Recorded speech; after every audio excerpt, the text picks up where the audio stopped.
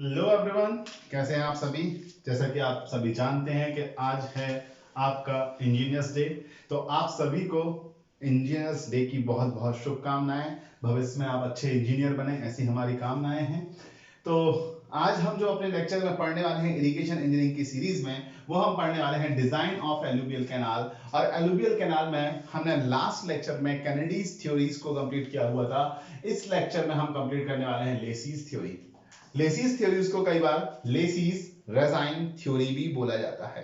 तो lessee's रेजाइन theory या lessee's theory क्या है, आज इसके बारे में हम थोड़ा सा डिस्कशन करने वाले हैं। तो देखिएगा, एक्चुअली क्या हुआ था, ये जो थ्योरी दी गई थी वो 1939 के अप्रॉक्स दी गई थी। कब दी गई थी? 1939 के अप्रॉक्स। और जो कैनेडीज थ्योरी दी गई थी वो 1895 के अप्रॉक्स दी गई थी। तो काफी ज्यादा टाइम डिफरेंस होता था। तो लेसीज ने क्या किया, कैनेडीज की जो थ्योरीज थी उस थ्योरीज को एनालिसिस किया, उसको इन्वेस्टिगेट किया, और इन्वेस्टिगेट करने के बाद काफी सारे ड्रॉबैक्स उसमें फाइंड आउट किए, और उन ड्रॉबैक को सुधारने की कोशिश की गई। किसके द्वारा?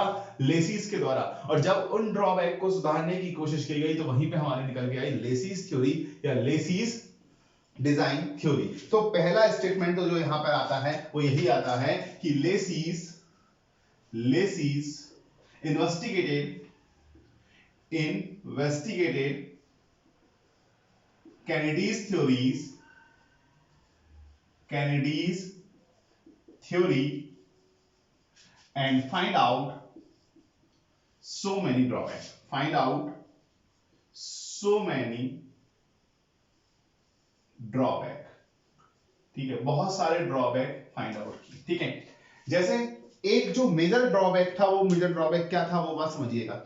जो एक मेजर ड्रॉबैक था वो मेजर ड्रॉबैक ये था कि कैनेडी साहब ने बोला था कि अगर किसी कैनाल में no silting and no scouring की कंडीशंस हो रही है तो उस कंडीशंस में हमारी चैनल स्टेबल कैनाल की कंडीशन में आएगी या रेजाइन कंडीशंस में कही जाएगी।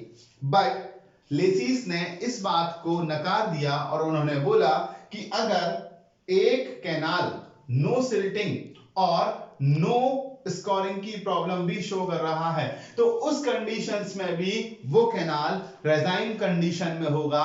It is not sure. ऐसा क्यों बोला उन्होंने? क्योंकि उन्होंने कई सारे पैरामीटर्स को इन्वेस्टिगेट किया, उसके बाद ऐसा बोला गया है। ठीक है, तो उन्होंने क्या बोला, सबसे बड़ा ड्रॉबैक क्या बोला? according to lessee's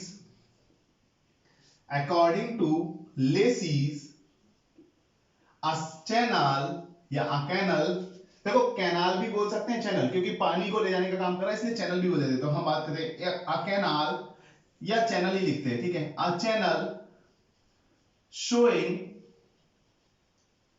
no silting and no scoring,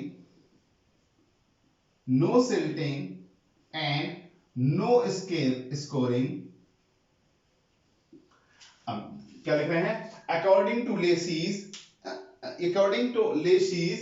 a channel showing no silting and no scoring can not be in resign condition, can not be in resign condition। ये जरूरी नहीं है कि अगर एक चैनल नो स्कोरिंग और no silting की condition को शो कर रहा है तो वो रेजाइन कंडीशन में होगा। और रेजाइन कंडीशन का मतलब हमने क्या माना था? कुछ ऐसी कंडीशंस जहां पर इक्विलिब्रियम अचीव हो रहा है सिल्टिंग और स्कोरिंग के बीच में, मतलब जितना की सिल्ट आ रहा है उतना सिल्ट जा रहा है। तो वही कंडीशंस को उन्होंने बोला कि जरूरी नहीं अगर चैनल ने नो सिल्टिंग और नो स्कोरिंग शो किया है can not be in regime condition. इनके अकॉर्डिंग अगर एक चैनल नो सिल्टिंग और नो स्कोरिंग शो कर रहा है कैन नॉट, वो एक रेजाइन कंडीशन में होगा, ये श्योरिटी नहीं है। ठीक है, तो अगर हम बात करें मे, यहां पर वर्ड होगा मे नॉट बी, मे ऐसा लिखिए, may actually not be in regime condition. इस तरीके से सेंटेंस लिखिए, ज्यादा बेटर है। According to Lacey's a channel showing no silting and no scouring may actually not be in regime condition. हम उसे मान ले रहे थे कैनेडी साहब के अकॉर्डिंग कि वो रेजाइन कंडीशन में है, बट वो हो भी सकता है या नहीं हो सकता है। सो lessee's define following resign condition, following resign conditions on the basis of his investigation। अपनी इन्वेस्टिगेशंस के बेसिस पर उन्होंने 3 तरीके की रिजाइन कंडीशंस शो बात की है। 3 तरीके की रिजाइन कंडीशन, वो 3 तरीके की रिजाइन कंडीशंस क्या है, एक एक करके उनकी बात करता हूं, ठीक है। पहला जो रिजाइन कंडीशन उन्होंने बोली है, इनिशियल रिजाइन बोला है, ठीक है। और इन तीनों रिजाइन कंडीशन से क्वेश्चन पूछे जाते हैं, तो थोड़ा सा ध्यान दीजिएगा। दूसरा जो उन्होंने बोला है, वो बोला है true resign condition, true resign conditions, ठीक है। और तीसरा बोला हुआ है, वो हमारा क्या बोला है, फाइनल रिजाइन कंडीशन। तो देखिएगा, कई बार इन चीजों को समझने में हमें परेशानी होती है, हम इन चीजों को पहले समझेंगे, उसके बाद इनके बारे में लिखेंगे, ठीक है। मैं तुम्हें एक सिंपल सा एग्जांपल बताता हूं, ठीक है। मान लीजिए ये कोई रिवर है, ये रिवर का ओरिजिन है, ये ओरिजिन है किसका, ओरिजिन ऑफ रिवर।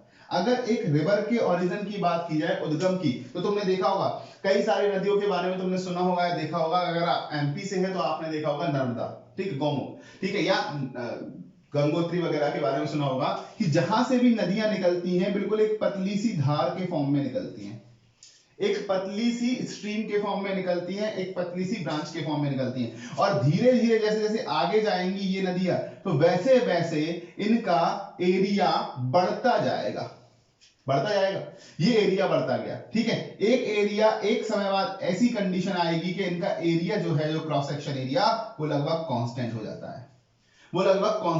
है, क्या हो गया, कांस्टेंट, ठीक है। और कांस्टेंट होने के बाद एक समय ऐसा आता है जब ये नदियां जाकर के यहां पर जाकर के किस में मिल रही हैं, ओशियन में मिल रही हैं, ओशियन यानी समुद्र में मिल जा रही है। अगर ये नदियां यहां से जाकर के समुद्र में मिल जा रही है, तो वहां पर कुछ ऐसा पैरामीटर आ जाता है कि नदियां बिल्कुल शांत हो जाती हैं, और जो भी यहां पर चीजें होती हैं, सिल्ट वगैरह रहते हैं, उनके छोटे छोटे यहां पर सिल्ट वगैरह को इस तरीके से जमा देती है। यही होता है। तो देखिएगा, नदी जब स्टार्टिंग में चली तो ये समझो आपके जीवन के 3 समय, बाल्यावस्था, किशोरावस्था एंड वृद्धावस्था, ठीक है। मतलब आप समझ सकते हो, इनिशियल टाइम पीरियड आपका चाइल्डहुड है, ठीक है, आपका एडल्टहुड है, ठीक है, और आपका ओल्ड एज है। तो ये 3 अवस्थाएं हो गई हैं। अब बात समझना, देखो, जब चाइल्डहुड होते हैं तो आपके शरीर में बहुत ज्यादा चेंजेस होते हैं, आपकी हाइट बढ़ती है, मोटाई पतलाई, ये सारी चीजें चेंजेस होती हैं। तो चाइल्डहुड में काफी सारे चेंज होते हैं, आपके मन के भाव भी बदलते हैं। लेकिन एक कंडीशन आ जाती है जहां आप थोड़ा सा स्टेबिलिटी अचीव कर लेते हैं, फाइनेंशियली, मेंटली काफी सारी स्टेबिलिटी अचीव कर लेते हैं, तो उसमें आपका जो टाइम पीरियड रहता है वो कांस्टेंट हो जाता है, काफी सारी चीजें कांस्टेंट हो जाती हैं। और उसके बाद ओल्ड एज में आकर के काफी सारी चीजें, एक्टिविटीज जो है आपकी, वो स्लो हो जाती हैं, काफी स्लो, लेकिन एक कांस्टेंट रेट वहां पर मेंटेन हो जाता है चीजों को लेकर के, कांस्टेंट रेट। उसी तरीके से इनिशियल रिजाइन कंडीशन, जब हमारी रिवर का उद्गम हुआ, जब हमारी रिवर का ओरिजिन हुआ, तो यहां से रिवर आगे चली, और जब रिवर आगे चली तो क्रॉस सेक्शन एरिया चेंज करती जा रही है या नहीं, क्रॉस सेक्शन एरिया क्या कर रही है, चेंज कर रही है। और अगर क्रॉस सेक्शन एरिया चेंज कर रही है, तो मुझे बताओ वेटेड पैरामीटर भी चेंज कर रही है या नहीं, वेटेड पैरामीटर भी क्या कर रही है, चेंज कर रही है या नहीं। तो cross section area and wetted parameter change कर रही है। लेकिन अगर हम देखें तो यहां पर विड्थ भी तो चेंज हो रही है, जो फ्लो की विड्थ है, अगर फ्लो की विड्थ की बात की ये तो एक फ्लो की विड्थ भी लगभग चेंज हुई। तो आपको पता चल रहा है कि नदी में तो पानी आगे ज्यादा होता है, यहां पर पानी बिल्कुल एक पतली सी धारा के फॉर्म में, एक बिल्कुल थिन स्ट्रीम के फॉर्म में निकल करके आता है। तो आगे जाकर के मतलब डेप्थ बढ़ रही होगी या नहीं, डेप्थ बढ़ रही, और डेप्थ बढ़ने का मतलब है बैड स्लोप की चेंज होना, बैड स्लोप का चेंज होना। तो इनिशियल रिजाइन कंडीशन में काफी सारे पैरामीटर चेंज हो रहे हैं या नहीं। लेकिन हम बात बता देते हैं, अब आपको देखने पे लग रहा है कि बाकी सारे पैरामीटर यहां पर क्या हो रहे हैं, चेंज हो रहे हैं। लेकिन कैनाल के शेप में क्या करेंगे, कैनाल में पानी कुछ इस तरीके से, ये कैनाल है, कैनाल में पानी कुछ यहां से आएगा, यहां से ये आउटलेट है कैनाल का, तो कैनाल में पानी कुछ यहां से आया, तो बताओ cross section area almost constant हो गया, ठीक है, ऑलमोस्ट कांस्टेंट हो गया। इनिशियल कंडीशन में cross section area almost constant हो गया। बेडेड पैरामीटर ऑलमोस्ट कांस्टेंट हो गया। चेंज क्या होगा यहां पर, पानी आगे जाएगा तो ये इतने से पोर्शन से निकल करके आ रहा है और इतने बड़े पोर्शन में फैलेगा, यहां पर कुछ बढ़ता जाएगा और डेप्थ बढ़ती जाएगी। तो जैसे जैसे आगे जाएंगे नीचे की सॉइल को इरोड करना स्टार्ट करेगा। तो क्या स्लोप चेंज होगा, बेड स्लोप। क्या चेंज होगा, बेड स्लोप। फिर से सुनो, रिवर में क्या हो रहा है, आगे बढ़ते जा रहे हैं तो विड्थ चेंज हो रही है, ठीक है, आगे बढ़ते जा रहे हैं तो क्या हो रहा है, क्रॉस सेक्शंस चेंज हो रहा है, वेटेड पैरामीटर चेंज हो रहा है और इस तरीके से आगे बढ़ रहे हैं। तो ये क्या है, रिवर है। अगर कैनाल का सेक्शन है तो पानी को एक ये आउटलेट है, इस आउटलेट की मदद से मैंने इस कैनाल में छोड़ा। जब कैनाल में छोड़ा तो इनिशियली तो क्या होगा, इसका क्रॉस सेक्शन कुछ समय तक फिक्स रहेगा, वेटेड पैरामीटर कुछ समय तक फिक्स रहेगा। आगे जाएगी तो एलुवियल कैनाल है, मतलब एलुवियल सॉइल में, तो नीचे से इरोड करना स्टार्ट कर देगी या नहीं। और जनरली इरोड करने में बेड स्लोप चेंज होता है, बाकी सारे पैरामीटर क्या रहते हैं, ऑलमोस्ट फिक्स हो जाते हैं। बाकी सारे पैरामीटर क्या रहते हैं, ऑलमोस्ट फिक्स हो जाते हैं। तो कई बार पूछ लेता है, तो हम बात करेंगे बेड स्लोप चेंजेस। मतलब अगर बेड स्लोप चेंजेस होने का मतलब है, तो बेड स्लोप चेंजेस होने का मतलब है इस डायरेक्शन में इस तरीके से चेंज हो रही है, जिसके कारण डेप्थ क्या हो रही है, बढ़ रही है।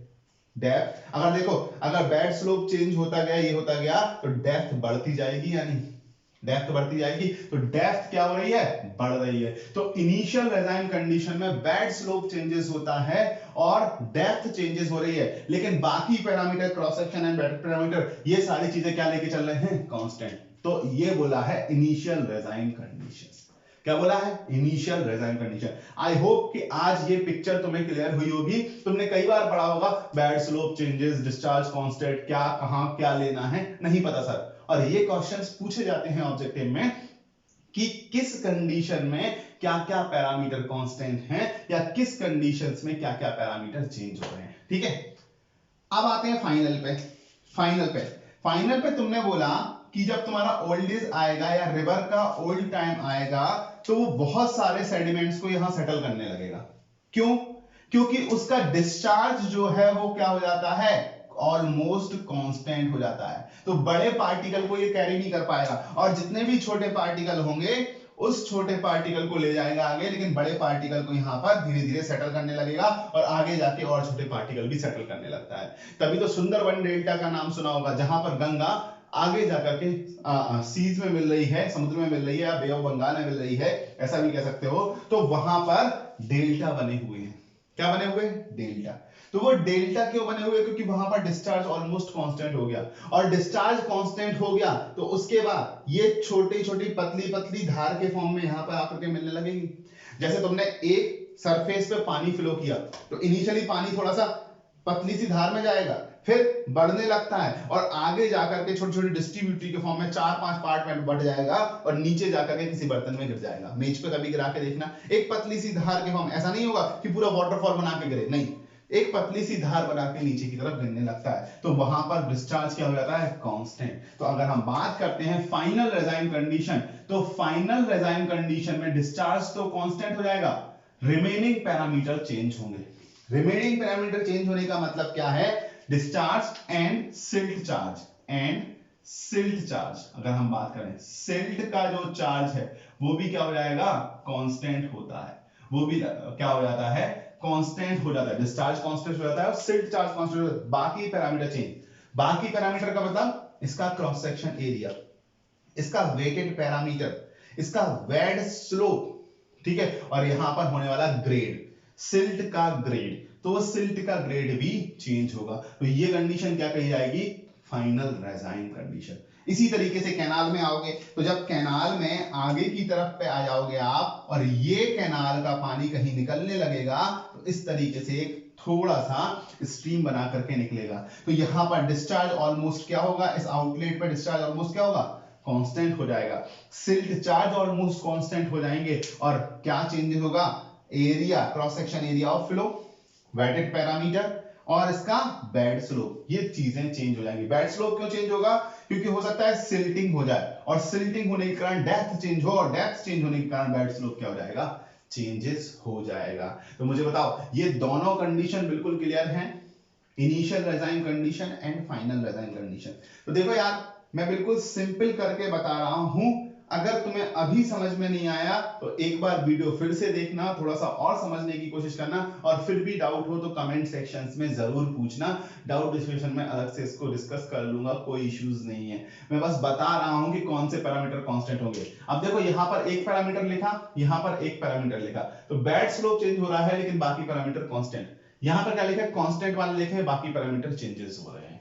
ठीक है, तो इस तरीके से आप ध्यान रख सकते हैं। ऑब्जेक्टिव में पूछे गए क्वेश्चन है ट्रू रेजाइन कंडीशन क्या हुई। देखो यहां से लेकर के यहां तक की जो भी कंडीशन हुई, इसमें लगभग क्रॉस सेक्शंस लगभग कांस्टेंट, वेटेड पैरामीटर लगभग कांस्टेंट, डेप्थ लगभग कांस्टेंट, और बेड स्लोप ऑलमोस्ट कांस्टेंट हो गया है। उसी तरीके से यहां से लेकर के यहां तक की एक ऐसी चैनल जिसमें सारे पैरामीटर कांस्टेंट हो, क्रॉस सेक्शंस, वेटेड पैरामीटर अगर हम बात कर रहे हैं, सारी चीजें कांस्टेंट हो, तो वो हमारा क्या कहा जाएगा, हमारा कहा जाएगा ट्रू रेजाइन कंडीशन। और ऐसे चैनल जनरली कौन सी होते हैं, आर्टिफिशियली चैनल होते हैं। कैसे होते हैं, आर्टिफिशियली चैनल होते हैं। आर्टिफिशियली चैनल जो हम बात करते हैं, all parameters are constant, all parameters are constant, हम इनके सारे पैरामीटर कांस्टेंट, बट हाइपोथेटिकली बोला गया है कि जो एक आर्टिफिशियल चैनल बनाएंगे, और आर्टिफिशियल चैनल बनाएंगे तो हम या तो फिर कंक्रीट से बनाएंगे या फिर स्टोन्स से बनाएंगे, किसी भी तरीके से बनाएंगे, तो उस आर्टिफिशियल चैनल में all the parameters are constant. But क्या बताओ, हमेशा एक आर्टिफिशियल चैनल भी बना ली है तो क्या वहां पर सारे पैरामीटर कांस्टेंट रख पाना पॉसिबल है प्रैक्टिकली? नहीं, कभी ना कभी डिस्चार्ज तो वेरी करेगा, क्योंकि आपने कैनेडीज में पढ़े हुए थे, तीन चीजें ध्यान रखना है, discharge, silt grade and silt charges, तीन चीज कांस्टेंट रखना है रेजाइन कंडीशंस के लिए। ठीक है, तो बताओ आर्टिफिशियल मान रहे हो, क्या डिस्चार्ज कांस्टेंट रख पाओगे, क्या सिल्ट ग्रेड कांस्टेंट रख पाओगे, क्या कंक्रीट है अगर वेलोसिटी कभी ज्यादा हो गई तो कंक्रीट को भी तो इरोड कर सकता है या नहीं? ठीक है, बेड स्लोप भी कभी चेंज कर सकता है, साइड स्लोप को इरोड कर देगा, उसको भी चेंजेस हो सकता है। तो हम बात करते हैं प्रैक्टिकली, हमने बात करें तो प्रैक्टिकली तो ट्रू रेजाइन कोई भी कंडीशन नहीं होगी।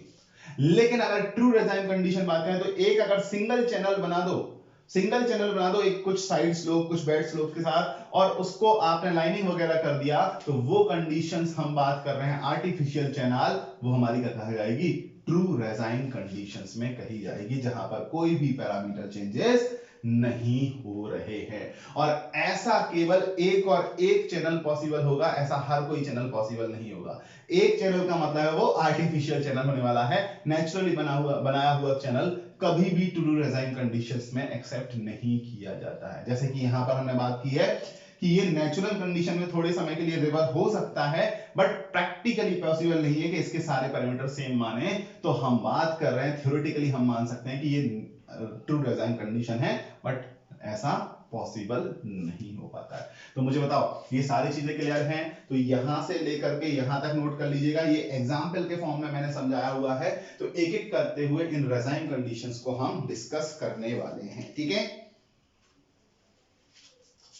ठीक है, चलिए इसको साफ कर देता हूं।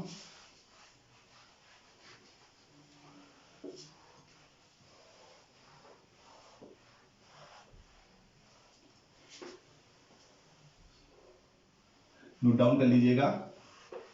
तो मुझे बताइएगा कि लेसिस की जो थ्योरी है, तीनों रेजाइन कंडीशन, ये क्लियर हुई क्या? एक सिंपल से एग्जांपल के कंसीडरेशन से हमने इसको चेक करने की कोशिश किया गया है। ठीक है, स्टार्ट करें। तो इनिशियल रेजाइन कंडीशंस, अगर हम बात करें इनिशियल रेजाइन कंडीशन, तो हम बात कर रहे हैं इट इज द कंडीशन और first stage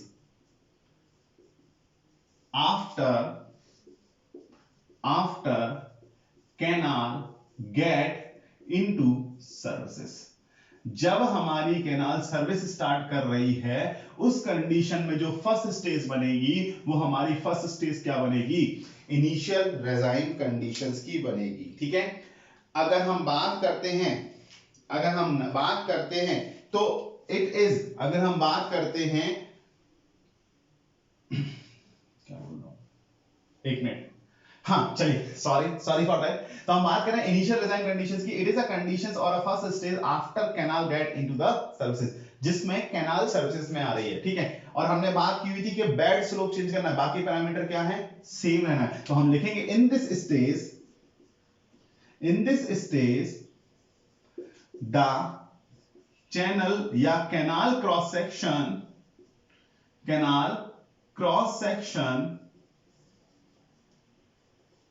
is formed initially, but canal bed slope is kept on changing. Means it is formed during initial regime condition। मतलब क्या बोल रहा है, इन this stage canal cross section is formed initially but longitudinal bed slope, यहां बात कर रहे हैं कि canal bed slope is kept on changing, ठीक है। अगर हम बात कर रहे हैं केप्ट ऑन चेंजिंग, और अगर कैनाल बेड स्लोप चेंजेस हो रहा है, तो ध्यान देना यहां पर, ठीक है। ये है कैनाल बेड स्लोप। अब कैनाल बेड स्लोप क्या हो गया, चेंज हो गया। मतलब ये ध्यान देना, क्रॉस सेक्शन ये था पहले, अब क्रॉस सेक्शन क्या हो गया है, कुछ इस तरीके से हो गया, बताओ, ठीक है। ये क्रॉस सेक्शन कुछ इस तरीके से हो गया। अगर बेड स्लोप चेंज हुआ तो ऊपर की तरफ डेप्थ ये थी वाटर की, यहां पे आए तो कुछ डेप्थ यहां हो गई, और आगे जाते जाते डेप्थ का चेंजेस होता जा रहा है। तो मुझे बताओ, क्या वेटेड पैरामीटर भी चेंज हो रहा है या नहीं। अगर हम बात कर रहे हैं वेटेड पैरामीटर चेंज हो रहा है क्या, नहीं होगा। क्यों नहीं होगा, क्योंकि पानी का लेवल भी उसी के अकॉर्डिंग चेंज हो जाएगा। तो हम क्या बोल रहे हैं, बाकी पैरामीटर क्या हैं, चेंज नहीं होना है। यहां पर मोस्टली बेड स्लोप चेंज होना है, और बेड स्लोप के साथ due to change in longitudinal bed slope या bed slope, the canal depth also changes। Canal की जो डेप्थ हो रही है वो भी क्या हो जाएगी, चेंज होती जाएगी, ठीक है। डेप्थ ऑल्सो वेरी कर रहा होता है, एंड नॉट द विड्थ, ऐसा भी लिख लो, and not the width. Canal की विड्थ तो चेंज नहीं हो रही है, बट डेप्थ क्या हो रही है, चेंज होती जा रही है, ठीक है। Hence canal achieved stability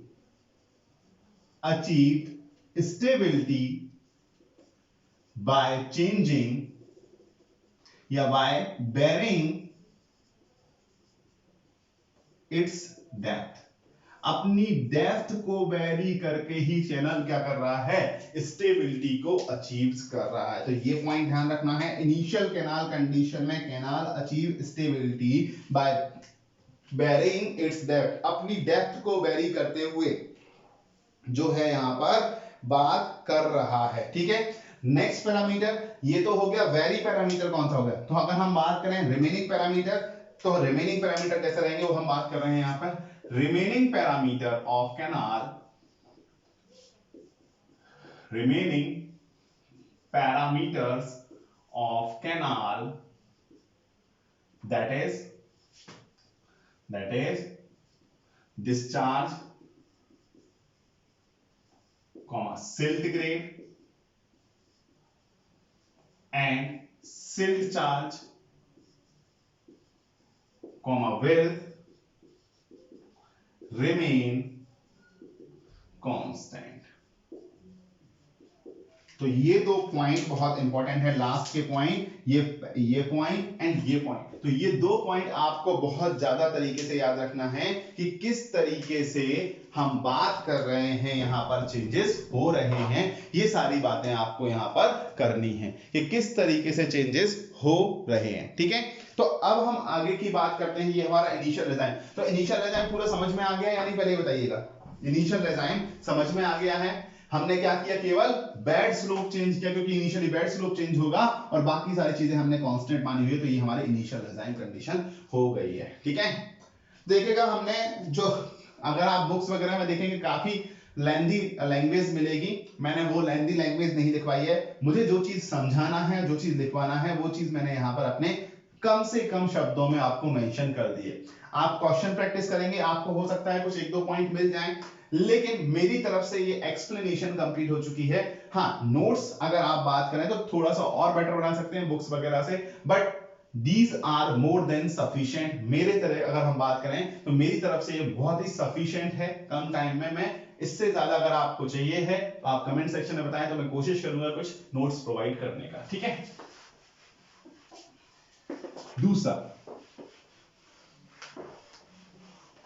दूसरी बात, ठीक है, अब हम बात करेंगे ट्रू रेजाइन कंडीशंस की। किसकी बात करेंगे, ट्रू रेजाइन कंडीशंस। दूसरा,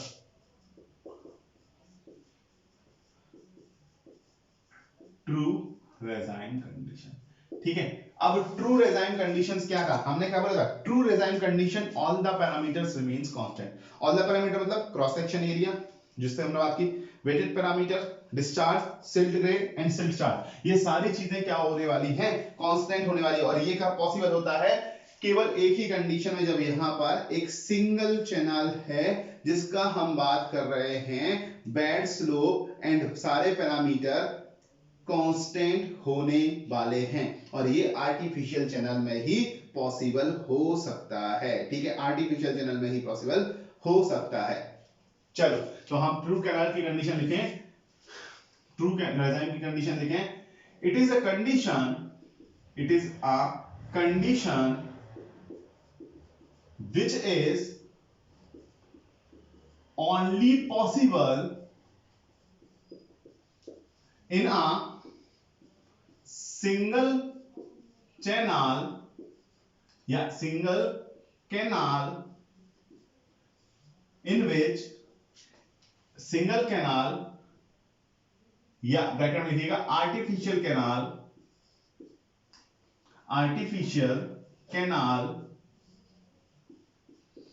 in which parameters, canal parameters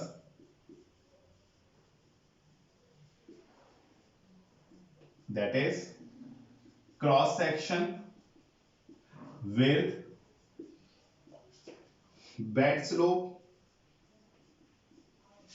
silt grade, silt charge and discharge are constant, are constant। तो यहां पर ध्यान रखना, सिंगल कैनाल मतलब आर्टिफिशियल कैनाल की बात कर रहे हैं। केवल केवल एक ही ऐसा, it is a condition which is only possible in a single canal section, in a single canal section या आर्टिफिशियल कैनाल भी लिख सकते, single canal section in which canal parameters like cross sections, width, bed slope, silt grade and silt charge and discharge are constant। और अगर ये सारे parameter constant है तो हमारी चैनल किसमें कहा जाएगा, हमारी चैनल कहा जाएगा ऐसी कंडीशन में जिसमें no scouring and no silting हो रहा है। क्योंकि अगर सिल्टिंग होती तो सिल्ट चार्ज कांस्टेंट नहीं हो सकता था, या सिल्टिंग होती तो सिल्ट चार्ज कांस्टेंट रह सकता था बट ग्रेड कांस्टेंट नहीं रह सकता था। तो ये केवल एक ही कंडीशन है जो आर्टिफिशियल कैनाल में पॉसिबल हो सकती है। ठीक है, hence artificial canal constructed having fixed cross sections, hence artificial canal constructed having fixed cross section, bed slope etc. ठीक है, having fixed bed slope cross sections etc. because अगर हम बात करें ये सारे पैरामीटर कांस्टेंट, तो अगेन etc का मतलब क्या हो जाएंगे, ये सारे पैरामीटर की बात कर रहा हूं अगेन। इसका मतलब क्या हुआ, इसका मतलब क्या हुआ, ठीक है, तो इसका मतलब हुआ it means total incoming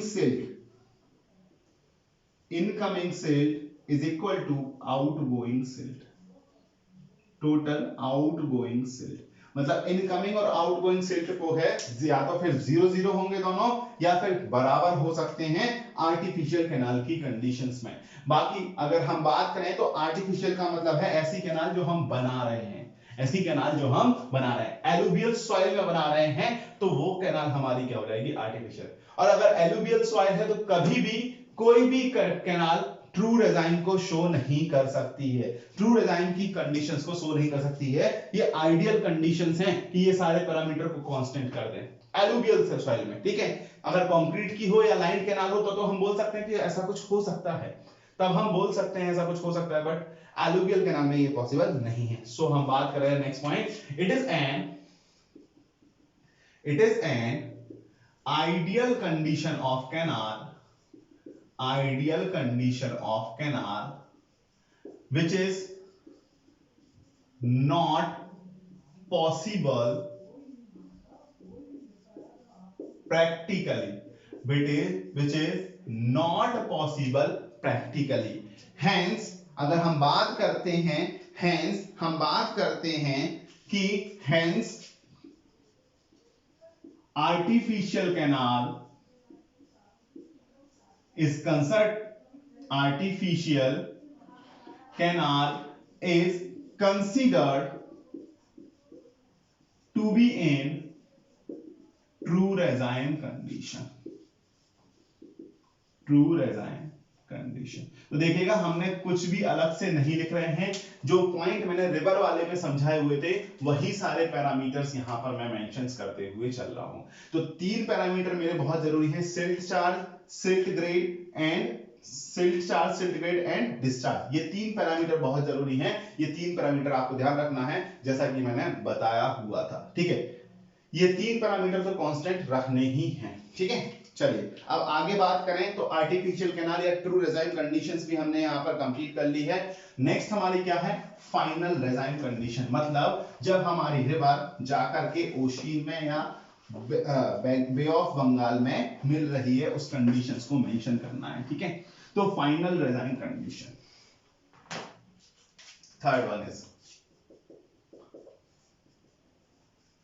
final design condition.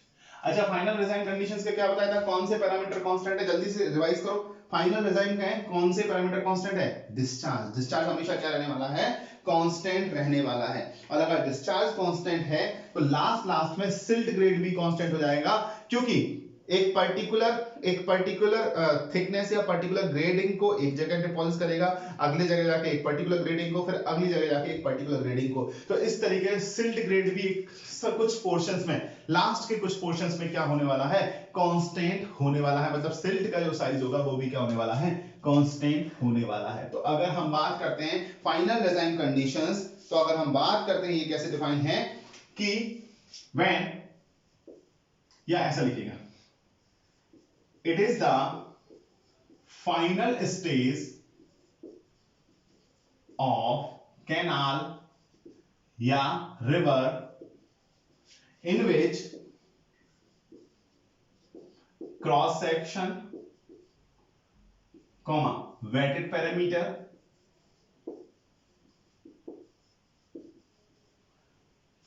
and silt charge is varied या are varied as per discharge।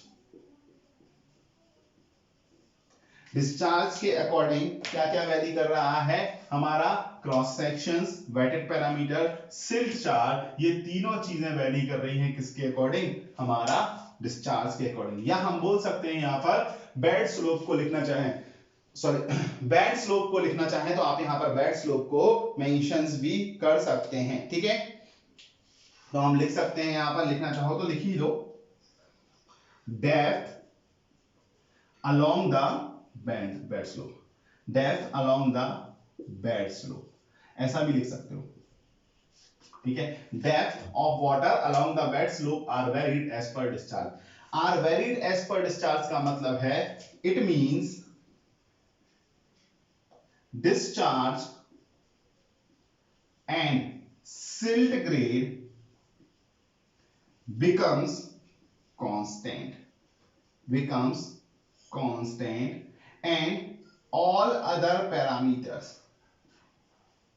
are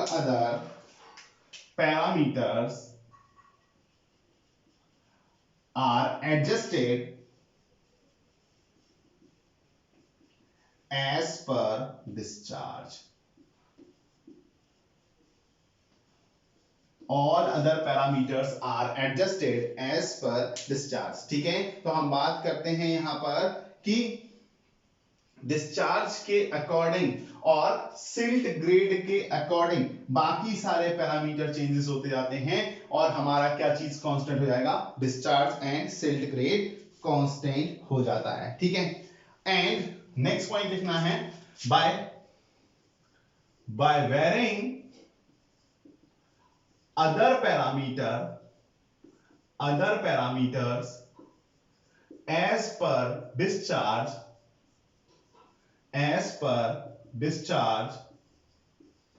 and silt grade, the channel attains its final stability और रेजाइन कंडीशन। अगर हम बात करें तो इन्हीं सभी पैरामीटर को चेंज करते हुए हमारा जो चैनल है वो फाइनली स्टेबल स्टेज को final stability and regime condition, final stability को अचीव करने की बात कर रहे होते हैं, ठीक है। क्लियर है, attain final state and said to be in final resign condition, किसमें कहा जाता है, फाइनल रेजाइन कंडीशंस में कहा जाता है। देखो हमने डिस्कस किया हुआ था, जब इनिशियली हमारी रिवर निकली है या इनिशियली कैनाल है तो क्रॉस सेक्शन, वेटेड पैरामीटर ये सारे फिक्स थे, केवल चेंज क्या हो रहा था, बेड स्लोप, और बेड स्लोप का डेप्थ, आगे जाके पूरे फिक्स हो गए सभी लोग तो ट्रू रेजाइन, और उसके बाद जाकर के लास्ट में जाकर के डिस्चार्ज क्या हुआ, कांस्टेंट, डिस्चार्ज के साथ ग्रेड कांस्टेंट हो गया, तो बाकी सभी पैरामीटर अपने आप को इन दोनों के अकॉर्डिंग एडजस्ट करने में लग जाएंगे। तीनों रेजाइन कंडीशन बिल्कुल सिंपल लैंग्वेज में फिक्स है। अब मैं आपसे पूछूंगा, which of the following parameter are constant in final resign conditions, which of the following parameter are constant in the final resign condition, cross section area, wetted parameter, depth of flow और discharge. तो आपका answer क्या होगा, option number D, discharge. अब कोई सोचने की जरूरत है, रटने की जरूरत है, बिल्कुल रटने की जरूरत नहीं है। आपने समझा हुआ है कि रिवर किस तरीके से फ्लो कर रही है और उसके पैरामीटर किस तरीके से वेरी कर रहे हैं। In true regime condition which of the following parameter is not constant, which of the following parameter is not constant, discharge, cross section, silt grade, silt charge। तो हम बात कर रहे हैं ये सारे के सारे कांस्टेंट है और D E option none of the above, तो हमारा none of the above answer हो जाएगा, ठीक है। In initial regime condition which of the following parameter is not constant, which of the following parameter is not constant, ठीक है। तो हमने बात की है डिस्चार्ज, हमने बात की क्रॉस सेक्शन एरिया, हमने बात की है वेटेड पैरामीटर, हमने बात की है ऑल ऑफ दीज। तो क्या हो गया सर, क्वेश्चन गलत हो गया, नन ऑफ दीज बोलते सर तो आंसर हो जाता कि नन ऑफ दीज में कोई भी पैरामीटर ऐसा नहीं है जो नॉट कांस्टेंट हो, क्योंकि ये सारे कांस्टेंट माने गए हैं। केवल वेरिएबल क्या है, डेप्थ या फिर फ्लो। बेड स्लोप का चेंजेस होना, ये दो चीजें वेरिएबल माने गए हैं इनिशियल रेजाइम कंडीशन में। आई होप आपको क्वेश्चंस क्लियर हो गए होंगे किस तरीके से ऑब्जेक्टिव बनते हैं, वो कंडीशंस यहां पर हो गई होंगी क्लियर। तो देखो यहां पर कुछ इंपॉर्टेंट पॉइंट्स और भी हैं, वो इंपॉर्टेंट पॉइंट्स क्या हैं वो हमें समझने की जरूरत है। ठीक है, पहली बात, इनिशियल रेजाइम कंडीशन पे लेसिस थ्योरी एप्लीकेबल नहीं मानी गई है, लेकिन क्योंकि इनिशियल रेजाइम को कोई भी स्टेबल कंडीशन कंसीडर नहीं किया है, किसने, लेसिस ने। उन्होंने नहीं माना है इनिशियल रेजाइम कंडीशन में discharge, silt and silt charge ये तीनों कांस्टेंट है, जबकि देखिएगा फाइनल रेजाइम में क्या है, डिस्चार्ज और सिल्ट ग्रेड कांस्टेंट है, भले ही कंसंट्रेशन थोड़ा बहुत वेरी कर रहा हो, ठीक है। और ट्रू रेजाइम में सारे पैरामीटर कांस्टेंट है, जबकि इनिशियल रेजाइम में क्या सिल्ट ग्रेड कांस्टेंट है, क्या सिल्ट चार्ज कांस्टेंट है, क्या डिस्चार्ज कांस्टेंट है, हाँ कांस्टेंट है, कांस्टेंट है। लेकिन बैड स्लोप के अकॉर्डिंग अगर हम देखें तो ये सारी चीजें चेंज होती रहेंगी प्रैक्टिकली, इसलिए इनिशियल रेजाइम कंडीशंस को हमने जो बोला गया है कि वहां पर no silting low scouring condition हो भी रही है, तब भी इनिशियल रेजाइम को हमने किसमें कंसीडर नहीं किया गया है, रेजाइम कंडीशंस में कंसीडर नहीं किया है, ठीक है। जबकि हमारा true regime and final regime को हमने किसमें किया हुआ है, रेजाइम कंडीशन में कंसीडर किया हुआ है लेसिस के अकॉर्डिंग, इसलिए लेसिस थ्योरी केवल दो पे एप्लीकेबल होती है। तो एक ऑब्जेक्टिव ये भी बनता है कि लेसिस थ्योरी किन किन कंडीशंस पे अप्लाइड है, ठीक है। तो इंपॉर्टेंट नोट करके लिखिएगा,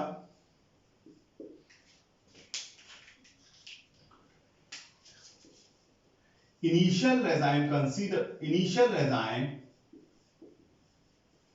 is not considered in regime और stable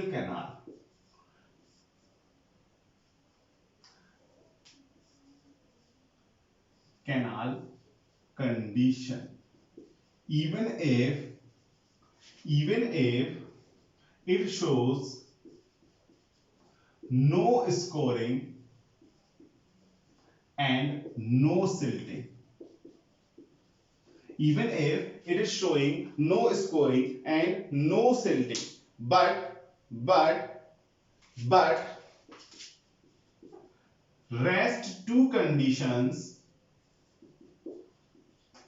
that is true regime and final regime are considered as stable और regime canal conditions. Hence Lacy's theory is only applicable for true and final regime condition, but not applicable for initial regime condition. तो यहां से लेकर के यहां तक point underline कर लीजिएगा, ये बहुत ही ज्यादा इंपॉर्टेंट पॉइंट है, यहां से लेकर के ये पूरा पॉइंट आप अंडरलाइन कर लीजिएगा, ठीक है। ये बहुत ही इंपॉर्टेंट पॉइंट है, ऑब्जेक्टिव में कई बार पूछा गया पॉइंट है, तो इसको आपको ध्यान रखना है, ठीक है, ठीक है।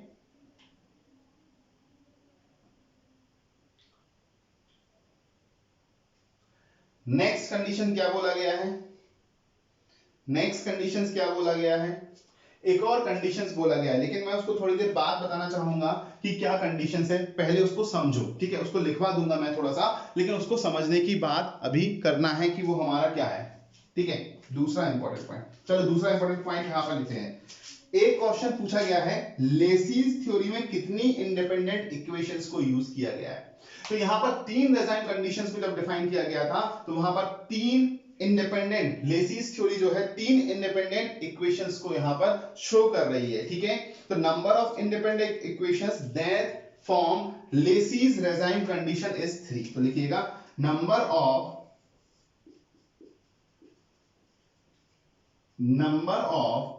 independent equations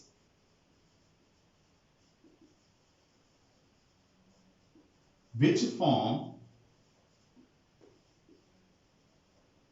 Lacy's Regine condition are 3। तो ये भी ऑब्जेक्टिव का क्वेश्चन है, इसको भी आप देख लीजिएगा, ये ऑब्जेक्टिव में पूछा गया क्वेश्चन है, बहुत इंपॉर्टेंट पॉइंट है, बहुत इंपॉर्टेंट पॉइंट है, ठीक है। अगर हम बात करते हैं बहुत इंपॉर्टेंट पॉइंट है, तो नेक्स्ट अगर हम बात करते हैं तो नेक्स्ट कैसा है, ठीक है। नेक्स्ट एक और कंडीशन बोली गई है, अगर लेसीज रेजाइन फाइनल रेजाइन कंडीशंस में हम पहुंच गए हैं जहां सारे पैरामीटर चेंज हो रहे हैं, किसके अकॉर्डिंग, डिस्चार्ज और सेल्फ रेट के अकॉर्डिंग। तो तीसरा point, in final regime condition, in final regime condition कई बार पूछ लिया जाता है कि शेप ऑफ कैनाल कैसा हो जाएगा। In final regime condition for the shape of canal will be shallower and wider for coarse silt and will be deeper and narrower, deeper and narrower for fine silt. क्या बोलना चाह रहा है वो समझने की बात करना है, ठीक है। फाइनल रेजाइन कंडीशंस जो है वो शेप ऑफ द कैनाल कैसा हो जाएगा, शैलोअर एंड वाइडर और डीपर एंड नैरोअर, किसके लिए, फाइन सिल्ट के लिए। समझिएगा बात को, क्या कहना चाह रहा है, ठीक है। मान लीजिए मैंने यहां पर एक कैनाल बनाई थी,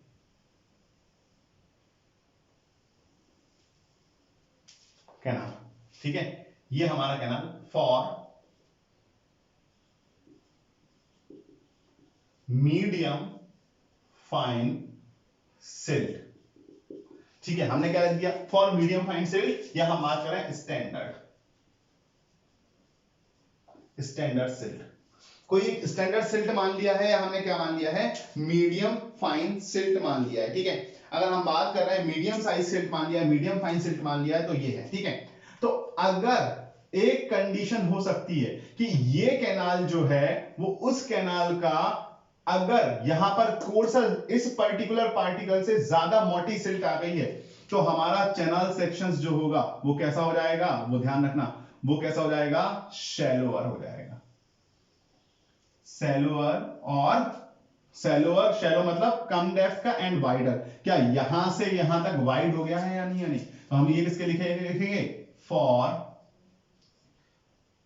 course silt particles, coarse silt particles shallower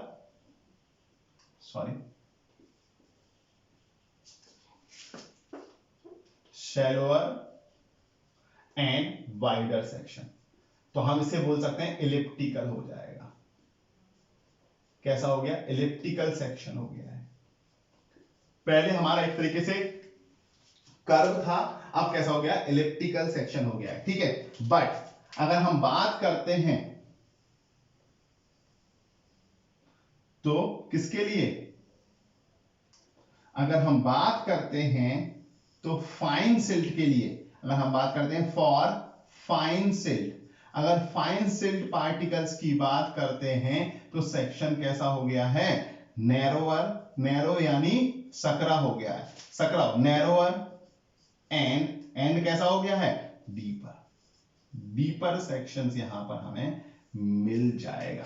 तो ये क्वेश्चंस भी आपका पूछा गया है, शायद जो 2 साल पहले एसएससी हुआ था 2018 या 19, तो 2018 या 19 में ये पूछा गया था कि अगर शैलोअर एंड वाइडर सेक्शन है तो जो हमारा सिल्ट है वहां पर, वो सिल्ट स्टैंडर्ड साइज से कैसा है, कोर्सर है या फाइनर है। तो हमें ऑप्शन देना था वहां पर, कोर्सर सिल्ट वहां पर यूज किया जा रहा है, ठीक है।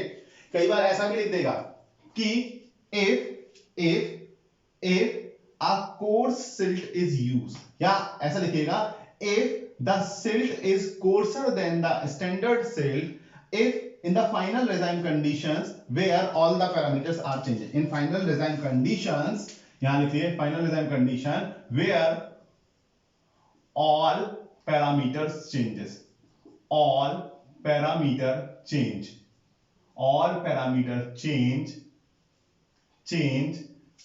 the section is getting flatter, the section is getting flatter. Section कैसा हो जा रहा है? फ्लैट हो जा रहा है. फ्लैट हो जाने का मतलब है कि चपटा हो जा रहा है. चपटा कब होगा? जब डेप्थ कम होती जाएगी. तो सेक्शन इज गेटिंग फ्लैटर, और अगर सेक्शन फ्लैटर होता जा रहा है तो हमारा जो पार्टिकल है वो कैसे हैं? वो कोर्स पार्टिकल है स्टैंडर्ड के कंपैरिजन में. और अगर हमसे बोला जाएगा फ्लैटर की जगह डीपर होता जा रहा है तो क्या होगा? Fine silt particle. तो ये क्वेश्चंस भी आपका पूछा गया है आपके इसमें. और ये सारी चीजें कहां से आई? जो लेसीज ने इन्वेस्टिगेशंस की थी उनके रिजल्ट्स को हम डायरेक्टली यहां पर मेंशन कर रहे हैं, जो कि वो एनालिसिस की गई थी. हम कंप्लीट एनालिसिस नहीं देख रहे हैं, बस उसके रिजल्ट्स को डायरेक्टली हम यहां पर मेंशंस कर रहे हैं कि वो किस तरीके से चेंजेस को यहां पर शो किया गया है. ठीक है. अब यहां पर बार बार एक बात आ रही है कि सर स्टैंडर्ड क्या है? तो हमने स्टैंडर्ड किसको माना है? जो मैक्सिमम पार्टिकल यहां पाए जा रहे थे, जिस ग्रेड के पार्टिकल यहां पर मैक्सिमम पाए जा रहे थे, उनको हमने स्टैंडर्ड मान लिया. और उनसे बड़े साइज के पार्टिकल हुए तो शैलो हो जाएगा या फ्लैटर हो जाएगा, और उनसे छोटे साइज के हुए तो वो डीपर हो जाएगा. तो ये कंडीशंस यहां पर है, और ये तीनों बहुत इंपॉर्टेंट पॉइंट हैं. आपके ऑब्जेक्टिव में पूछे गए हैं, इनका स्क्रीनशॉट ले लो या पूरे कंप्लीटली ढंग से लिख लो. जैसे भी आपको लिखना चाहें वैसा आप यहां पर कर सकते हैं. ठीक है. तो अब कई बार पूछा गया है कि ये शेप जो है वो शेप कैसा माना गया है. ठीक है. तो शेप माना गया है फाइनल डिजाइन कंडीशन में. तो ध्यान रखना एक और चीज, in final design condition shape कैसा माना गया है? फाइनल डिजाइन कंडीशन में जो शेप माना गया है, शेप, वो शेप कैसा माना गया है? इलिप्टिकल माना गया है. इलिप्टिकल माना गया है. ठीक है. तो इलिप्टिकल जो ये था, ये इलिप्टिकल माना गया था. रेड पेन से जो है वो स्टैंडर्ड वाला वो इलिप्टिकल माना गया है. और भी ज्यादा इलिप्टिकल हो गया, या तुम इसको लिख सकते हो सेमी इलिप्टिकल हो चुका है. ये कैसा हो चुका है? सेमी इलिप्टिकल हो चुका है. तो ये भी क्वेश्चन अब तुमसे पूछा जा सकता है कि फाइनल डिजाइन कंडीशन में शेप कैसा माना गया है? इलिप्टिकल शेप माना गया है. और वो कैसा हो गया है? अगर कोर्सर सिल्ट आया तो सेमी इलिप्टिकल हो गया है, अदरवाइज डीपर हो चुका है. डीपर का मतलब यह है कि पैराबोलिक शेप में लगभग आ चुका है. ठीक है. ये हम यहां पर कह सकते हैं. क्लियर? चलिए, इतनी चीजें आई होप कि बिल्कुल क्लियर हो चुकी होंगी आप लोगों को. अब हमें लगता है कि इसमें कोई प्रॉब्लम नहीं आ रही होगी डिजाइन कंडीशन समझने में. कैनेडी ने कहा था जो नो स्कोरिंग नो सिल्टिंग होगा तो उसको डिजाइन कंडीशंस माना जाएगा, लेकिन इन्होंने इस बात को कॉन्ट्राडिक्ट कर दिया और उसको बोला कि 3 तरीके की डिजाइन कंडीशन होंगी, और तीनों तरीके की डिजाइन कंडीशंस को 1 बाय 1 इन्होंने क्या किया हुआ है? एक्सप्लेन किया हुआ है. ठीक है. अब जो नेक्स्ट क्वेश्चन पूछे जाते हैं वो क्वेश्चन आपके पूछे जाते हैं डिजाइन स्टेप्स से. ठीक है. तो डिजाइन स्टेप्स में कुछ फॉर्मूले हैं, फॉर्मूले से क्वेश्चन पूछे जाते हैं. तो वो डिजाइन स्टेप्स हम देखते हैं क्या है. डिजाइन स्टेप्स, अब देखिएगा डिजाइन स्टेप्स की बात करेंगे तो जैसा कि कैनेडी की थ्योरी के जो ड्रॉबैक थे, इन्होंने उन ड्रॉबैक को रिमूव किया, और ड्रॉबैक को रिमूव किया तो वहां पर क्रिटिकल वेलोसिटी से कंपेयर कर रहे थे, यहां पर डायरेक्टली वेलोसिटी निकाल करके दी है कि वेलोसिटी क्या होगा. बैड स्लोप के लिए वहां पर कोई फॉर्मूला नहीं था, यहां पर फॉर्मूला था. वहां पर उन्होंने सिल्ट के ग्रेड के साथ कोई भी रिलेशनशिप स्टेबलाइज नहीं किया था. यहां पर जो वेलोसिटी को स्टेबलाइज किया है वो सिल्ट ग्रेड, क्योंकि अगर भारी पार्टिकल होंगे तो इसका मतलब वेलोसिटी ज्यादा हो सकती है, और अगर कम पार्टिकल होंगे, छोटे साइज के पार्टिकल होंगे तो कम वेलोसिटी के साथ भी उसको लेके जाया जा सकता है. जैसे अगर भारी वजन है और तुम्हें उसको खींचना है तो तुम्हें वेलोसिटी ज्यादा देनी पड़ेगी, और अगर कम वजन है और इसको खींचना है तो कम ताकत लगा के भी तुम उसको आसानी से खींच सकते हो. तो वही कंडीशंस यहां पर बात की हुई थी. सबसे पहले उन्होंने डिफाइन किया है, जो डिफाइन किया हुआ velocity of flow. Velocity of flow. ठीक है. अब वेलोसिटी ऑफ फ्लो के लिए डिफाइन करने के लिए हमें जो है वो फॉर्मूला दिया गया है कि वेलोसिटी इज इक्वल टू क्या होगा? qf स्क्वायर अपॉन 140 की पावर 1/6 हो जाएगा. कितना? qf स्क्वायर अपॉन 140 की power 1/6, where v is equal to velocity of flow है, वेलोसिटी ऑफ फ्लो, और ये किस में आएगा वेलोसिटी ऑफ फ्लो, मीटर पर सेकंड में, ध्यान रखना, ठीक है, एम्पिरिकल फॉर्मूला है। और q इज इक्वल टू है discharge, discharge from the canal, वो किस में आएगा, मीटर क्यूब पर सेकंड में आएगा। f क्या है, सिल्ट फैक्टर, इसको क्या बोला गया है, सिल्ट फैक्टर, और ये सिल्ट फैक्टर डिपेंड करेगा सिल्ट के ग्रेडिंग पे। किस पे डिपेंड करेगा, depend on size of silt, depend on size of silt. अगर हम बात करें depend on size of silt, तो अब देखो वहां पर मीन वेलोसिटी डायरेक्टली दी गई थी, यहां पर मीन वेलोसिटी को क्या सिल्ट ग्रेड के साथ रिलेट कर दिया है यानी, और ध्यान रखना सिल्ट ग्रेड, सिल्ट फैक्टर या इज इक्वल टू होता है 1.76 under root of D. D क्या है अभी मैं बता रहा हूं, ठीक है, डी जो है वो है पार्टिकल साइज या सिल्ट साइज, और वो किस में रखना है, इन mm। ये भी बात जरूर ध्यान रखना कि जो पार्टिकल साइज है वो आपको किस में रखना है, mm में रखना है। ये गलती कर देते हो क्योंकि वहां पर क्वेश्चन आएगा 25 सेंटीमीटर या बोलेगा 2.5 सेंटीमीटर, वो बोलेगा कि 2.5 सेंटीमीटर का सिल्ट ग्रेड है, तो आप क्या करेंगे 2.5 सेंटीमीटर यहां वैल्यू रखेंगे और आंसर निकालने की कोशिश करेंगे, वो गलत हो जाएगा। जबकि ये डी किस में दिया गया है, डी जो दिया गया है वो mm में दिया गया है, तो डी क्या है, average dia of silt size, ठीक है। तो पार्टिकल साइज वो भी कौन सा है, एवरेज। एवरेज क्यों बोला है, देखिएगा अगर हम बात करें एक चैनल में कुछ बड़े साइज के पार्टिकल हो सकते हैं, कुछ छोटे साइज के पार्टिकल होते हैं, तो इन सब का एवरेज करके एक साइज डिफाइन किया गया है, इसलिए एवरेज पार्टिकल साइज यहां पर क्या है, mm में दिया गया है, ठीक है। तो अब नेक्स्ट हम बात करते हैं calculate mean hydraulic depth, mean hydraulic depth, mean hydraulic depth, और मीन हाइड्रोलिक डेप्थ को r से डिफाइन करते हैं। तो हमने r इज इक्वल टू क्या बोला था, cross section area upon wetted parameter, यहां पर भी r is equal to cross section area upon wetted parameter होगा, लेकिन जो r का फॉर्मूला है वो डायरेक्टली रिलेट कर दिया गया है v स्क्वायर बाय f से। किससे रिलेट कर दिया गया है, v स्क्वायर बाय f से। तो यहां पर r क्या है, mean hydraulic depth in metre, mean hydraulic depth in metre. तो डायरेक्टली ये फॉर्मूला ऑब्जेक्टिव में पूछे जाते हैं और इन पे न्यूमेरिकल भी पूछ लिया जाता है कई बार, तो हमारा न्यूमेरिकल क्या होता है, ठीक है। अगर हम बात करते हैं area, area of channel section, area of cross section of channel, अगर चैनल का एरिया ऑफ क्रॉस सेक्शन निकालना है, ए निकालना है, तो एरिया इज इक्वल टू क्या होगा, Q upon V, Q upon V। Q क्या है, डिस्चार्ज, डिस्चार्ज किस में आएगा, मीटर क्यूब पर सेकंड में, और ये किस में आएगा, मीटर पर सेकंड में, तो एरिया किस में आ जाएगा, मीटर स्क्वायर में निकल करके आएगा। तो क्रॉस सेक्शन एरिया डायरेक्टली हमने पिछले जो कैनेडीज की थ्योरी है उसमें भी इसी तरीके से निकाला था, Q बाई V। बस मीन हाइड्रोलिक रेडियस का जो फॉर्मूला था cross section area upon wetted parameter, उसको चेंज कर दिया गया है, ठीक है।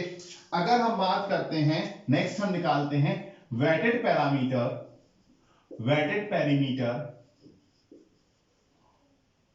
P on a given discharge, on a given discharge, एक कोई डिस्चार्ज दिया गया है Q, उस डिस्चार्ज का हमें क्या निकालना है, वेटेड पैरामीटर निकालना है। तो वेटेड पैरामीटर का formula P is equal to होता है 4.75 अंडर रूट Q, और ये फॉर्मूला एक बार नहीं कई बार पूछा गया, कई बार इसमें ये पूछा गया है कि ये किसके डायरेक्टली प्रोपोर्शनल होता है, वेटेड पैरामीटर किसके डायरेक्टली प्रोपोर्शनल होता है, तो ध्यान रखना रूट ऑफ डिस्चार्ज के डायरेक्टली प्रोपोर्शनल होता है। अगर रूट ऑफ डिस्चार्ज फॉर्मूला नहीं होगा तो ऐसा होगा, सॉरी ऐसा भी हो सकता है कि डायरेक्टली प्रोपोर्शनल टू डिस्चार्ज होता है, तो हम वहां पर वो भी फॉर्मूला लिख सकते हैं, ठीक है। तो ये सारी कंडीशंस ध्यान रखना। Next and the last we will calculate canal longitudinal slope, longitudinal slope जिसे हम बोलते हैं बेड स्लोप, बेड स्लोप, ठीक है। बेड स्लोप कैलकुलेट, और bed slope s is equal to f की पावर 5/3 3340 q की पावर 1/6। ये फॉर्मूला भी हमारा ध्यान रखना है, s is equal to 5/3 upon 3340 q की पावर 1/6। ये फॉर्मूला भी हमें ध्यान रखना है किस तरीके से होता है। तो calculate the canal longitudinal slope bed slope S is equal to F की पावर 5/3 अपॉन 3340 क्यू की पावर 1/6। क्यू अगेन मीटर पर सेकंड में हो जाएगा, एफ का ग्रेड है, फैक्टर है, उसका कोई यूनिट है नहीं है, और ये आपका 1 in n के फॉर्म में निकल करके आ जाएगा। किसमें? 1 in n के फॉर्म में निकल करके आ जाएगा। अब ऐसे क्वेश्चंस को आप विदाउट कैलकुलेटर सॉल्व कर नहीं पाएंगे, इसलिए इसका जनरली फॉर्मूला पूछा जाता है, तो फॉर्मूला ध्यान रखिएगा, ठीक है। तो ये सारे फॉर्मूले ध्यान रखने हैं। अब देखो क्वेश्चन क्या है। पहला, which of the following statement is correct, ठीक है, which of the following statement is correct. Silt on increasing silt factor, on increasing silt grade, अगर सिल्ट का ग्रेड इंक्रीज किया है तो velocity decreases. On increasing the silt grade velocity decreases.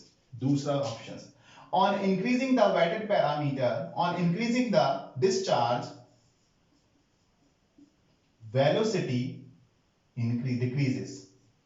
Which of the following is correct हमें निकालना है, ठीक है।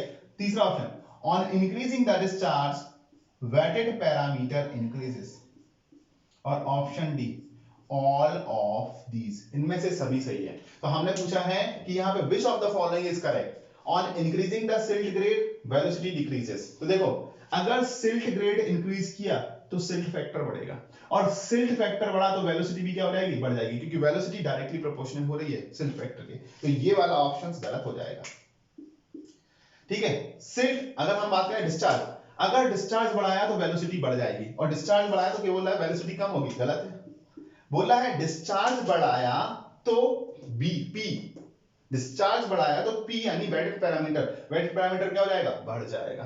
तो डिस्चार्ज बढ़ाया तो वेटेड पैरामीटर बढ़ जाएगा। बिल्कुल सही बोल रहा है या नहीं? तो हमें ये स्टेटमेंट सही हो जाएगा, और ऑफ दिस नहीं होगा, ठीक है।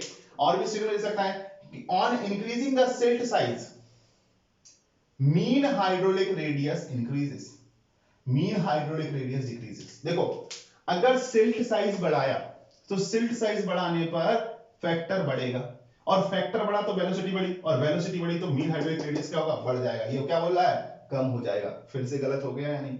तो इस तरीके से काफी सारे फैक्टर्स को रिलेट कर सकते हैं। या आपसे बोलेगा सिल्ट साइज बढ़ाने पे साइड स्लोप बढ़ता है, बिल्कुल एफ बढ़ेगा तो साइड स्लोप बढ़ेगा या घटेगा? घटेगा, देख लेना, ठीक है। तो वो सारी कंडीशंस वहां पर मेंशन करके आपसे क्वेश्चन पूछा जाता है। ये मोस्ट इंपॉर्टेंट आज के लेक्चर में, ये मोस्ट इंपॉर्टेंट है। इनसे ऑब्जेक्टिव भी पूछे जाते हैं, इस पे आपका फॉर्मूला पे क्वेश्चंस भी, न्यूमेरिकल भी पूछ लेता है कई बार, और इनके फॉर्मूले भी पूछे जाते हैं, और इन फॉर्मूले को रिलेट करते हुए ऑब्जेक्टिव बना करके भी पूछ लिए जाते हैं। क्लियर है सभी को? ये बातें क्लियर है सभी को? तो आप अपनी अपनी कॉपी में क्या करना, अब कैनेडीज और लेसिस के थोड़ा सा 1-2 पॉइंट लिखने की कोशिश करना। जैसे कैनेडीज ने, अगर हम बात करें साइड स्लोप, क्या किया हुआ है? उन्होंने अज्यूम किया है। लेसिस ने क्या किया है? मैथमेटिकल रिलेशनशिप सजेस्ट किया है। कैनेडीज ने सिल्ट ग्रेड को कंसीडर किया है? बिल्कुल नहीं। लेसिस ने सिल्ट ग्रेड को कंसीडर किया और उसके बेसिस पर वेलोसिटी को निकाला है, ठीक है। तो तीसरा पॉइंट, कैनेडीज ने जो वेलोसिटी निकाली हुई है वो चेजीज एंड मेनिंग्स कोएफिशिएंट्स को या मेनिंग्स फॉर्मूले को यूज करके, लेकिन इन्होंने अपना एक फॉर्मूला दिया हुआ है। कैनेडीज ने रेजाइन कंडीशंस को कितनी डिफाइन की? एक, no silting and no scouring, जबकि लेसिस ने कितनी डिफाइन की है? 3, ज्यादा प्रॉपर तरीके से वहां पर डिफाइन किया। नेक्स्ट एंड लास्ट पॉइंट, जो कैनेडीज ने कंसीडर किया है कि जो एडीज जनरेट होते हैं वो केवल बॉटम से हो रहे हैं। तो आप ये सारे पॉइंट मेंशन कर लेना, मैं आपको बता रहा हूं दोनों में अंतर, ठीक है। कैनेडीज ने देखा हुआ था कि जो एडीज जनरेट होते हैं वो केवल बॉटम से हो रहे हैं, बट लेसिस के अकॉर्डिंग जो एडीज जनरेटेड होते हैं वो बॉटम के साथ साथ साइड स्लोप से भी जनरेटेड हो रहे हैं। तो अकॉर्डिंग टू लेसिस क्या हुआ, जो एडीज जनरेटेड हो रहे हैं वो कैनेडीज के अकॉर्डिंग क्या थे? ये केवल बॉटम से जनरेट हो रहे थे एडीज, ये एडीज केवल बॉटम से जनरेट हो रहे थे। लेकिन लेसिस के अकॉर्डिंग क्या हुए? लेसिस के according side slope and bottom दोनों जगह से एडीज जनरेट हो रहे हैं, उसके कारण सेल्फ सपोर्टिंग पावर मिल रही है। तो ये 4-5 डिफरेंसेस हो गए हैं जो कि कैनेडीज और लेसिस में। तो अब मुझे बताओ, लेसिस थ्योरी ज्यादा बेटर हुई 1830 अगर हम बात करें 1935 में जो आए वो लेसिस थ्योरी ज्यादा बेटर हुई, और लेसिस थ्योरी ज्यादा बेटर होने के कारण लेसिस थ्योरी को हम ज्यादा प्रेफर करते हैं, क्योंकि इस पैरामीटर ज्यादा से ज्यादा कनेक्टेड पैरामीटर हमें यहाँ पर मिल रहे होते हैं। तो ये चीजें आपको क्लियर हुई। तो आपका क्वेश्चन था कि कौन सा थ्योरी बेटर है, तो हम ये तो नहीं बोलेंगे बेटर है, बट यहाँ पर कैलकुलेशंस कम है, पैरामीटर को ज्यादा से ज्यादा कनेक्ट करने की कोशिश की गई है, और ज्यादा से ज्यादा रजाइन कंडीशंस को डिफाइन करने की कोशिश की गई है, इसलिए लेसिस थ्योरी को ज्यादा एप्लीकेबल किया जाता है, और ज्यादा बेटर रिजल्ट या ज्यादा रियलिस्टिक रिजल्ट हमें लेसिस थ्योरी से मिल रहा होता है। ठीक है। अब 2011 एसएससी में एक क्वेश्चन पूछ लिया था, 2011 एसएससी में एक क्वेश्चन पूछ लिया था, उनको मैं यहां पर इंपॉर्टेंट नोट्स बना करके लिखवा रहा हूं। ठीक है। एक्चुअली 2011 नहीं, 2011 के बाद भी पूछा गया है, बट मुझे जहां तक याद है 2011 का तो मुझे याद है ही। ठीक है। तो अगर हम बात कर रहे हैं in a normal channel as per Lacy's the normal score depth is given as follows। ठीक है। तो normal score depth R is equal to 1.35 Q square upon F की पावर 1/3। तो ये फॉर्मूला बिल्कुल याद रखना है, एसएससी 2011 में क्वेश्चन पूछा गया क्या in a normal channel as per the Lacey normal score depth. तो आर जो हमारा है, आर हमारा जो है उसको क्या बोलते हैं, नॉर्मल स्कोर डेप्थ। ठीक है। तो आर को क्या बोला गया है, normal score depth in metre. ठीक है। क्यू क्या है, ये क्या है, सिल्ट फैक्टर, ये क्या है, सिल्ट फैक्टर, और जो कि डिपेंड करता है सिल्ट के ग्रेड पर। तो F इज इक्वल टू कितना है, 1.76 अंडर रूट डी, और डी किस में है, ये mm में लिखा हुआ है। ठीक है। नेक्स्ट अगर हम बात करें तो ये पर यूनिट विड्थ डिस्चार्ज है, पर यूनिट विड्थ डिस्चार्ज या यूनिट विड्थ डिस्चार्ज है, क्या है, unit width discharge. Unit width discharge का मतलब क्या है समझना, Q is equal to discharge पर unit width of channel. Channel की विड्थ कितनी थी, V, और इसका जो यूनिट रहेगा वो कितना रहेगा, मीटर क्यूब पर सेकेंड पर मीटर निकल करके आएगा। तो देखिएगा यहां पर आपको केवल डिस्चार्ज दिया जाएगा और चैनल की विड्थ दी जाएगी, तो उसके बेसिस पे आपको Q निकालना होगा, और Q क्या होगा सॉरी तो यहां पर अगर आपको निकालना हो Q क्या होगा, ये कैपिटल Q टोटल डिस्चार्ज है, और Q क्या है, पर यूनिट विड्थ होने वाला डिस्चार्ज है। अब देखो यहां पर ये नॉर्मल चैनल के लिए है, किसके लिए है, नॉर्मल चैनल की कंडीशंस में है। देखो यहां पे लिखा हुआ नॉर्मल चैनल्स की कंडीशन में नॉर्मल स्कोर है, इसको मैंने अंडरलाइन किया हुआ है। इसको अंडरलाइन क्यों किया गया है, ठीक है। तो अगर हम बात करते हैं तो क्यों किया गया है वो हम यहां पर बात कर लेते हैं। ठीक है। अब देखो स्कोर डेप्थ होता क्या है, जैसे कि मैंने बात किया था, ये चैनल है, इस चैनल में क्या होगा, जब स्कोरिंग होगी तो स्कोरिंग होने के कारण ये कुछ नीचे आ जाएगा या नहीं, ये पोर्शन कुछ नीचे आ गया या नहीं। तो ये जो पोर्शन नॉर्मल कंडीशन के अंदर, किसके, नॉर्मल चैनल की नॉर्मल कंडीशंस का मतलब है कि ट्रेपेजॉइडल सेक्शंस बनाया गया है। नॉर्मल कंडीशन का मतलब ट्रेपेजॉइडल सेक्शंस, ना ही अभी उसमें शैलोअर हुआ है या ब्रॉड हुआ है, और ना ही अगर हम बात करें ना ही डीपर हुआ है और ना ही नैरोअर हुआ है। तो ये जो स्कोर डेप्थ आएगी, ये normal condition, normal flow condition में जो स्कोर डेप्थ आएगी ये हो जाएगा नॉर्मल स्कोर डेप्थ, मतलब कितनी डेप्थ तक इरोड कर सकता है। और जब हम डिजाइनिंग करते हैं तो हमें नॉर्मल स्कोर डेप्थ डिफाइन करनी होगी, क्यों, क्योंकि उसी के अकॉर्डिंग डिजाइन करेंगे कितना हेड लॉस होगा और हेड लॉस के कारण कितना डिस्चार्ज में कमी आएगी, तो उसके बेसिस पे हमें ये नॉर्मल स्कोर डेप्थ निकालनी पड़ती है। तो एक बार एसएससी 2011 में एक क्वेश्चन पूछा गया और डिफरेंट एग्जाम में पूछा गया है। इसके अलावा एक और क्वेश्चन आपका पूछ सकता है जो कि व्यापम सब इंजीनियर एग्जाम में पूछा गया था, वो भी 2011 में ही पूछा गया था। वो क्या है, वो क्वेश्चंस की हम बात कर रहे हैं। तो इन अ वाइड चैनल, अब वाइड चैनल होता क्या है? वाइड चैनल वो चैनल है where wetted parameter of channel is equal to the width of channel। तो देखिएगा ये क्या है? विड्थ है। और वेटेड पैरामीटर की बात करें तो अगर मैं ये पोर्शन x बोल देता हूं और ये पोर्शन x बोल देता हूं तो यहां पर वेटेड पैरामीटर कितना होगा? b + 2x। लेकिन ये वाइड चैनल हो गया। वाइड चैनल का मतलब क्या है? बिल्कुल शैलोअर चैनल हो चुकी है। ये जितनी विड्थ है वही विड्थ किसके बराबर आ रही है? वेटेड पैरामीटर के। तो चैनल को क्या बोला जाता है? जहां पर wetted parameter is directly equal to the width of channel हो जाए, ऐसे चैनल को क्या बोला जाता है? Wide channel. तो यहां पर ऊपर बात की है किसकी? नॉर्मल चैनल की। ठीक है, तो अगर हम बात करते हैं वाइड चैनल एज पर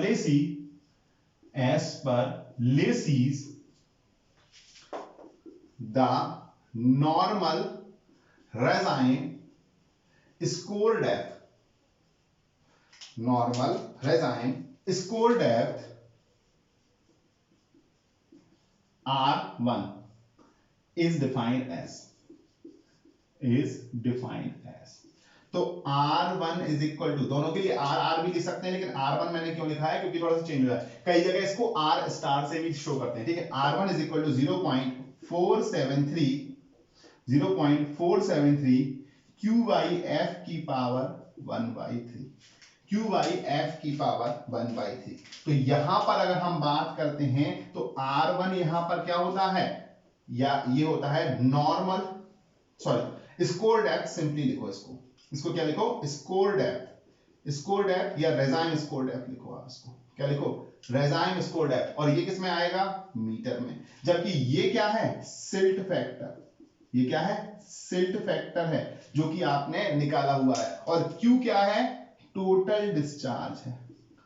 टोटल डिस्चार्ज इन चैनल में होने वाला टोटल डिस्चार्ज। तो दोनों में अंतर समझ में आया? ये वाइड चैनल में होने वाली स्कोर डेप्थ है, नॉर्मल रेजाइन स्कोर डेप्थ है। ये भी स्कोर डेप्थ है लेकिन ये वाइड चैनल में है, और ये किसमें है? नॉर्मल चैनल की कंडीशंस में हमने डिफाइन किया हुआ है।